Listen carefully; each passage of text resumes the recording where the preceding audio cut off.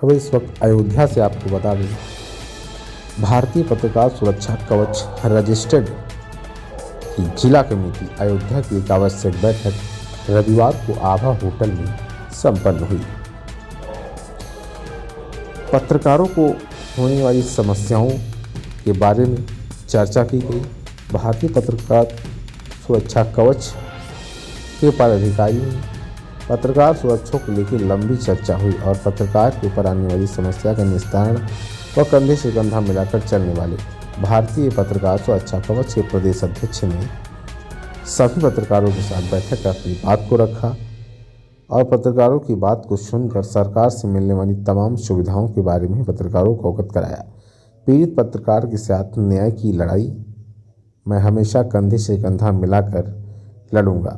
प्रदेश अध्यक्ष ने सभी को न्याय की ओर और हक की लड़ाई के नए कानून के बारे में बताया। अध्यक्ष का पत्रकारों ने भव्य स्वागत किया। स्वागत करने वाले में तमाम महिला पत्रकार व पुरुष पत्रकार भी शामिल रहे। अयोध्या से ब्यूरो रिपोर्ट चंद्रधार त्रिवेदी। देखिए खास रिपोर्ट। क्या बोले प्रदेश अध्यक्ष? सुरक्षा की कवच की बैठक की गई है, मीटिंग, इस पे आप क्या चर्चा हुई है, क्या कहना चाहेंगे? देखिए, आज भारतीय पत्रकार सुरक्षा कवच की बैठक रखी गई। उसमें सभी पदाधिकारी गण और सदस्य सभी लोग मौजूद रहे। इसका मुख्य उद्देश्य था कि पत्रकार मिलन उत्सव वर्ष का वो भी मनाया गया और हम लोगों ने भगवान से प्रार्थना की और साथ में ये भी प्रार्थना की, सरकार से भी एक प्रार्थना है कि इस बार जितने भी पत्रकार हैं उन्हें सपोर्ट किया जाए कि वो अगर क्षेत्र में लिखने के लिए जाते हैं या कवर करने के लिए जाते हैं तो उनके ऊपर जो फर्जी मुकदमे हो जाते हैं और उन्हें जेल में डाल दिया जाता है, सरकार उनको सपोर्ट नहीं करती है। अगर वो भ्रष्टाचार के खिलाफ लिखते हैं या बोलते हैं तो वहां पे सरकार इस वर्ष हम लोगों पर थोड़ा सा दया दृष्टि से देखे और हमें सपोर्ट करे। और साथ में ये भी मांग है कि जब पत्रकारों के ऊपर आक्रमण हो जाता है, मारे जाते हैं, कैमरे तोड़े जाते हैं, ये भी सुनने को हर जिले से या प्रदेश से आता है, तो केंद्र और राज्य सरकार से ये भी हम प्रार्थना करते हैं कि इस वर्ष अगर ऐसी घटनाएं कहीं घटती हैं तो तुरंत ऐसे अराजक तत्वों पे कार्रवाई की जाए और उन्हें जेल डाला जाए। और इसकी बृहद तरह से हम लोगों ने सरकार से भी प्रार्थना की और ईश्वर से भी प्रार्थना की है कि हम लोगों की सुरक्षा रक्षा ईश्वर तो करे ही, साथ में आप भी जो है, क्योंकि हम भी देश की सेवा अपनी तरफ से हम लोग दे रहे हैं।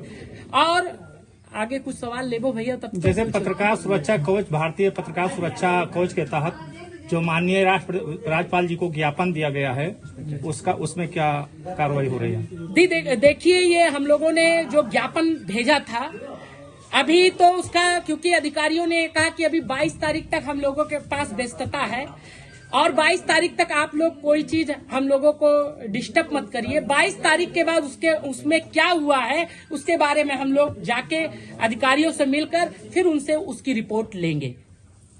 जैसे 5 मांग किया था आपने, किस चीज पर मांग किया है? जी, जैसे हमारी मांग जो है सबसे पहले है कि पत्रकार सुरक्षा कानून सारे राज्यों में लागू होना चाहिए। हम उत्तर प्रदेश के लिए नहीं, संपूर्ण भारत में जितने राज्य हैं सब जगह जहां लागू है ठीक है, और जहां नहीं लागू उसे शीघ्र लागू किया जाए। फिर उसके बाद 60 वर्ष के ऊपर के जो भी हमारे पत्रकार साथी हो गए हैं, गैर मान्यता और मान्यता सभी अगर सही से काम कर रहे हैं, उनका एक सर्वे करा के उन्हें 10,000 पेंशन का प्रावधान किया जाए। साथ में जैसे सैनिक सेवा देता है उसी प्रकार से पत्रकार भी अपनी सेवा दे रहा है और सैनिक एक जगह मारा जाएगा जो है तो शहीद कहलाता है, लेकिन पत्रकार कहां पे मार दिया जाएगा, किस गली नुक्कड़ चौराहे पे मार दिया जाएगा पता नहीं है, लेकिन उसके लिए अभी तक कोई मुआवजे का प्रावधान नहीं है। तो केंद्र और राज्य सरकार से कहना चाहता हूं कि 1 करोड़ का बीमा का प्रावधान होना चाहिए कि उसके घर वाली या परिवार वालों को कोई समस्या ना हो, और अगर उसका हाथ पैर कट जाता है तो कम से कम 50 लाख की व्यवस्था की जाए कि जिससे उसे किसी प्रकार की परेशानी ना हो और जिससे वो सरकार की योजनाओं को और भ्रष्टाचार उजागर करने में और अच्छे से ईमानदारी से योगदान दे पाए। जब आप सरकार हमें सपोर्ट करेगी तभी हम लोग ये चीजें कर पाएंगे। और फिर कहा जाता है इनका इनकम का कोई साधन नहीं है, जो आज हमारे भाई पोर्टल चला रहे हैं, या फिर उसके बाद तमाम संस्थाएं भी अब जो है सिर्फ नियुक्त कर देती है, कहती है जाओ काम करो, लेकिन वो फील्ड में अगर काम कर रहे हैं तो परिवार के